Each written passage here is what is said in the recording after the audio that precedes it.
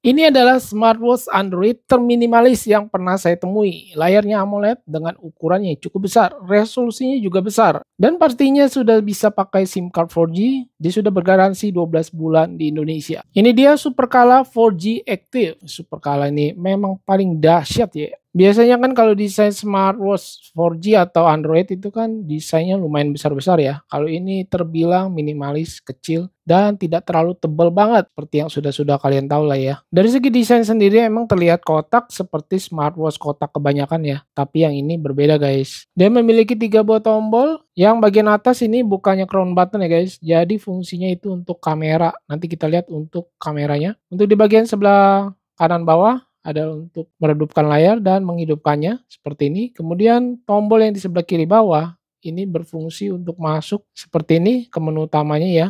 Dan kita bisa back juga. Ini untuk tombol back juga bisa. Kemudian yang paling keren lagi, dia bisa untuk menaruh SIM card-nya di sini. Jadi tombol press button plus SIM card.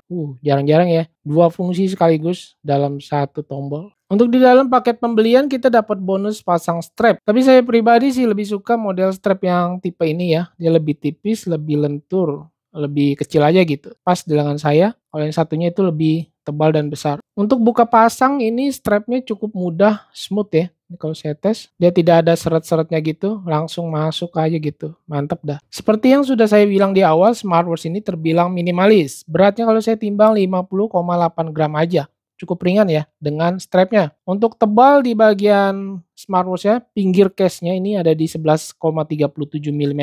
Di bagian tengah dekat sensor heart rate-nya ada di 13,42 mm. Terbilang tebal. Dan lebarnya ini 41,6 mm, lug to lug-nya 48,66 mm.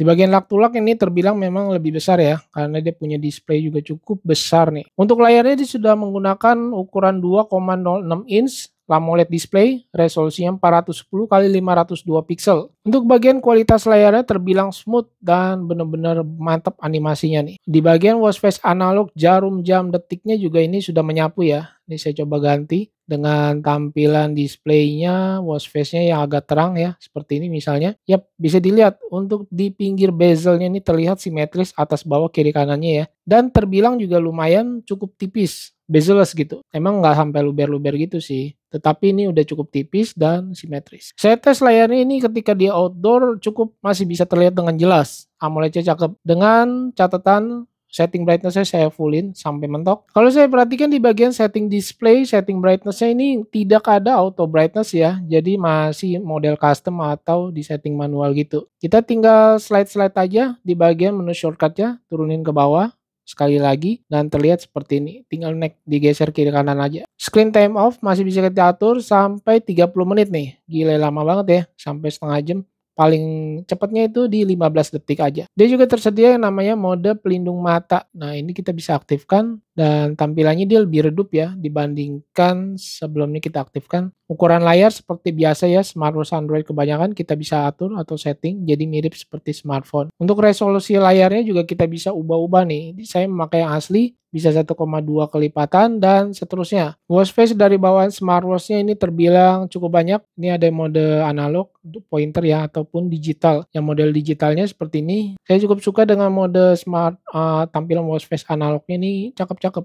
Ini animasinya sih keren banget, smooth banget dah. Kalau kita masih kurang untuk smartwatch Android dari Supercala ini kita bisa download watch face tambahannya. Dia ada di bagian paling belakang banget nih ya. Kita harus aktifkan cellular data ataupun terhubung ke WiFi internet. Nanti baru kita bisa mendownload dari smartwatch-nya langsung ya. Dan aplikasi dia tidak ada ya, tidak ada aplikasi pendukung untuk ke smartwatch ini, tidak seperti smartwatch biasanya. Karena dia sudah smartwatch Android, jadi kita bisa langsung download dari Play Store-nya langsung. Seperti aplikasi Strava dan aplikasi olahraga lainnya kita bisa download dari Play Store langsung ataupun game. Tetapi untuk game tidak semua game kompatibel ya, masih beberapa aja nih. Untuk pengoperasiannya sendiri, saya tes coba pasang SIM card ke smartwatch ini. Dengan congkel di bagian bawahnya ini menggunakan alat yang disediakan di dalam kemasan. Jadi tidak usah repot-repot menggunakan skrup baut gitu ya, membuka bautnya ataupun tinggal tusuk-tusuk gitu seperti smartphone ini dia berbeda. Dan usahakan ketika sudah terpasang SIM card-nya, usahakan untuk di restart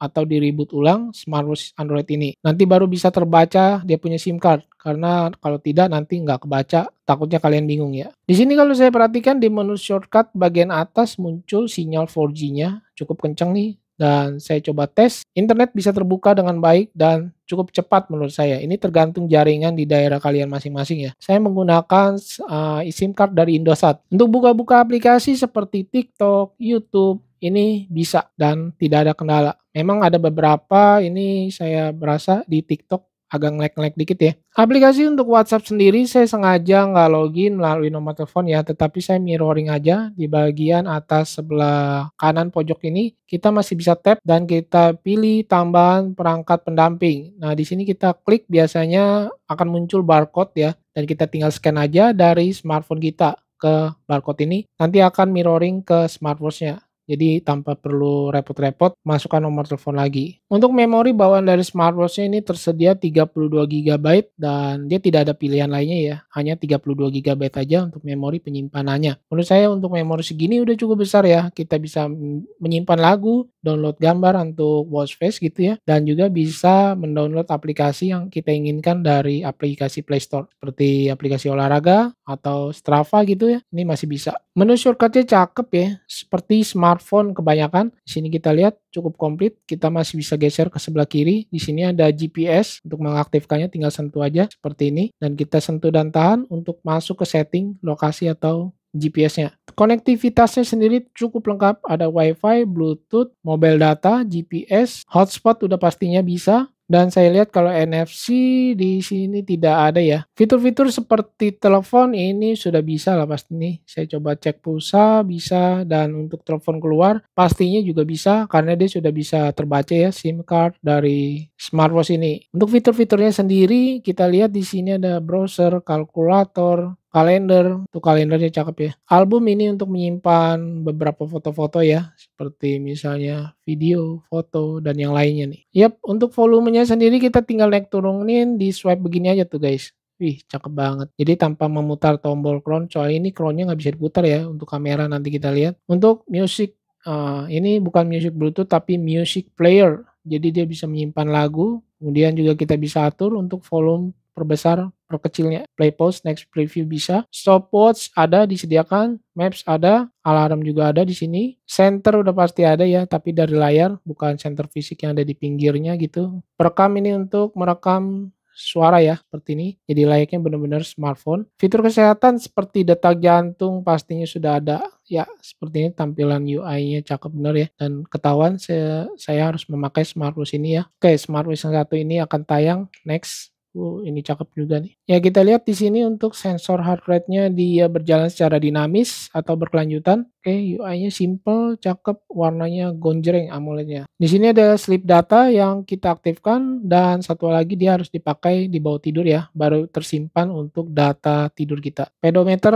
di sini ada. Lalu aplikasi-aplikasi yang sudah saya install ini seperti Twitter, WhatsApp, YouTube, Facebook, Instagram, TikTok dia ada. Dan fungsi kamera kita harus tarik dulu nih guys. Nah, seperti ini dan dia baru bisa aktif. Soalnya dia masuk gitu ya ke dalamnya. Dia juga bisa diputar seperti ini. Untuk kameranya sendiri kualitasnya cukup baik dan bagus. Terang guys. Ini di dalam indoor ya. Karena saya memakai lampu softbox jadi agak silau nih. Kemudian di bagian bawah kita bisa lihat di sini ada untuk mode foto, video, tinggal klik aja dia akan merubah modenya ke video, ada di tengah seperti ini. Pengalaman saya memakai smartwatch dari Supercala 4G Active ini terbilang oke banget sih. Saya suka dengan bentuk desainnya yang minimalis, tidak terlalu besar yang tadi saya sebut dari awal ya. Karena saya tangannya ini kecil guys, tuh bisa dilihat. Ini aja masih agak besar sih di bagian lak tulaknya ya, tetapi untungnya dia punya ketebalan gak terlalu tebal banget seperti smartwatch Android kebanyakan. Dan strapnya juga dikasih 2 pasang, bisa ganti-ganti. Buat kamu yang berlengan kecil mungkin bisa pakai strap yang seperti saya ini ya, cukup lentur, tipis, dan tidak terlalu lebar banget. Bagian layar juga saya suka, dia benar-benar smooth, animasinya bagus. Dan watch face analog seperti yang kalian pada tahu di channel ini, saya suka dengan watch face analog yang menyapu seperti ini. Smartwatch Android itu terkenal dengan watch face analog detik yang menyapunya ya, keren banget seperti jam tangan otomatis gitu. Fitur-fiturnya seperti konektivitas ini oke banget, cukup lengkap, memang tidak ada NFC sih. Dan kartu 4G juga dia sudah terbaca, kecepatan internetnya juga lumayan cepat, tergantung dari provider yang kalian pakai. Kemudian aplikasi kita bisa install lumayan banyak, memorinya 32 GB. Memang tidak semua aplikasi ini berjalan smooth banget ya, berbeda. Kalau seperti yang TikTok, itu saya coba slide-slide begitu, saya berasa masih ada lag-lag dikit gitu. Mungkin juga itu karena kualitas video yang diunggah mungkin resolusinya cukup besar ya. Dan YouTube kita masih bisa nonton, cuma ya gitu layarnya kecil di sebuah smartwatch lah ya. WhatsApp-an saya tes juga bisa, kemudian kameranya cukup jernih, bagus, bisa berfungsi diputar-putar untuk mengarah ke depan atau selfie. Kemudian di bagian fungsi tombol press button bagian kiri bawah, dia benar-benar fleksibel ya, bisa memakai SIM card ataupun sekaligus menjadi tombol navigasi ke menu utama ataupun back ya, jadi multifungsi gitulah ya. Untuk baterai kapasitas saya perhatikan di deskripsi produk tidak tertulis ya, tidak ada gitu berapa mAh. Selama pemakaian saya kurang lebih ini saya cas sampai 100%, ini nggak nyampe 1 hari ya, sisanya 40%, dan ini saya koneksikan ke internet seperti WiFi, kadang seluler data untuk mengetes ya. Ini terbilang agak boros karena tahu sendiri smartwatch Android ya, apalagi yang modelnya ini desainnya tidak terlalu besar banget. Pastinya menurut saya ini dia punya baterai juga nggak terlalu besar banget. Lalu dia punya resolusi layar juga besar, AMOLED, layarnya juga ukurannya gede, pastinya memakan daya baterai yang lumayan banyak. Apalagi kalau setting brightness kamu fullin misalnya ya, ini saya pakai yang levelnya segini aja nih. Juga ada beberapa watch face pilihan yang benar-benar bisa memakan daya konsumsi baterai berlebihan, misalnya seperti ini ya. Animasi dia punya dragonnya ini berjalan terus, jadi lebih memakan banyak daya baterai. Dan hal apa aja yang perlu diperhatikan dari smartwatch Android Supercolor yang benar-benar keren ini? Yang pertama, kalau kalian pakai untuk internetan terus-menerus, ini saya berasa cukup anget di bagian belakangnya ini, ke sensor heart rate-nya ya. Ketika saya pakai ini lumayan berasa anget. Mau kalian menggunakan seluler data ataupun WiFi, apalagi kalau GPS-nya aktif, nah itu lebih hangat. Kedua yaitu dengan dia punya smartwatch-nya bisa cepat hangat, pastinya akan menguras daya baterai. Lalu di bagian sebelah kanan atas ini dia bukan crown ya, jadi tidak bisa putar. Jadi jangan dipaksa diputar, karena dia fungsinya ini untuk kamera aja, ditarik gitu guys. Di bagian kiri bawah ini fungsinya untuk SIM card, taruh SIM card, dan juga bisa press button.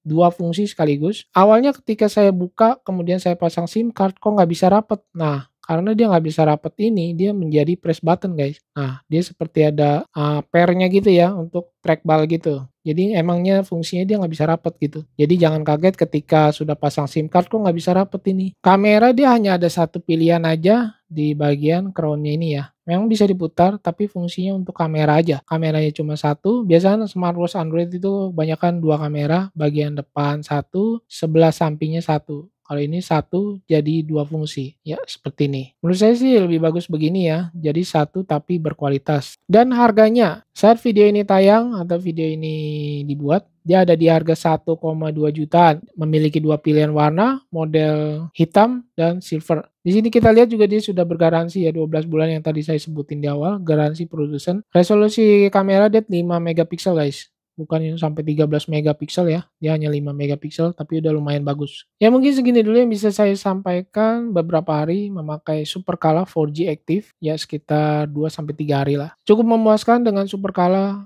4G Active ini, ya seperti yang tadi saya sering bilang ya, jarang-jarang ada smartwatch Android yang minimalis seperti ini. Oke, saya Freddy dan nantikan video saya selanjutnya. Bye.